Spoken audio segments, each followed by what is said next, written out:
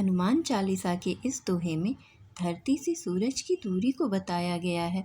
तुलसीदास जी बताते हैं, जुग सहस्त्र योजन पर भानु, लील्यो ताहि मधुर फल जानू। जब से सृष्टि बनी है तभी से मनुष्य चांद सूरज को छूने की लालसा रखता है। चांद तक तो वो पहुंच भी गया है, लेकिन सूर्य तक पहुंचना तो दूर, उसके पास भी पहुंचना उसके बस की बात नहीं है, क्योंकि सूर्य का ताप कोई भी सहन नहीं कर सकता। लेकिन हमारे महावीर विक्रम बजरंगबली ने ये कारनामा करीब 1.5 करोड़ साल पहले ही कर दिखाया था।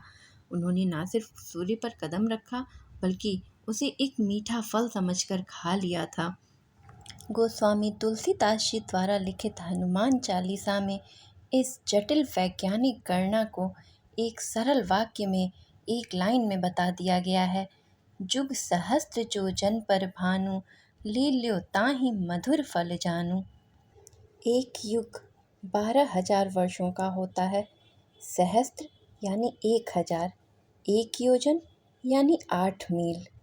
अब एक युग यानी 12,000 वर्ष को एक सहस्त्र यानी 1,000 से गुणा करेंगे और उसे फिर हम एक योजन यानी 8 मील से गुणा करेंगे, तो जो संख्या हमें प्राप्त होगी, इतनी दूरी पृथ्वी से सूर्य तक की है। अब ये संख्या हमें मील में प्राप्त हुई है, अब हम इसे किलोमीटर में बनाएंगे, यानी 1 मील बराबर 1.6 किलोमीटर होता है।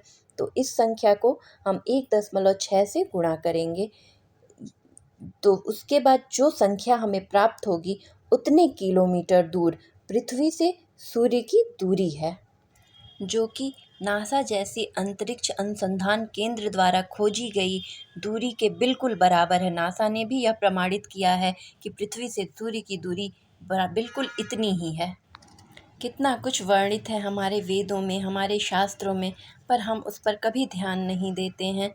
हमें तो तब विश्वास होता है जब हमें कोई वैज्ञानिक आकर के बताता है, हमारे ही ग्रंथों को चुराकर उससे ही पढ़कर और हमें ही ज्ञान देता है, तब हमें उस पे विश्वास होता है। अपने ग्रंथों पे हमें विश्वास नहीं है। खैर, आज की कड़ी में इतना ही। अगर आज की कड़ी आपको अच्छी लगी हो तो कमेंट में जय श्री राम, जय श्री हनुमान अवश्य लिखिएगा।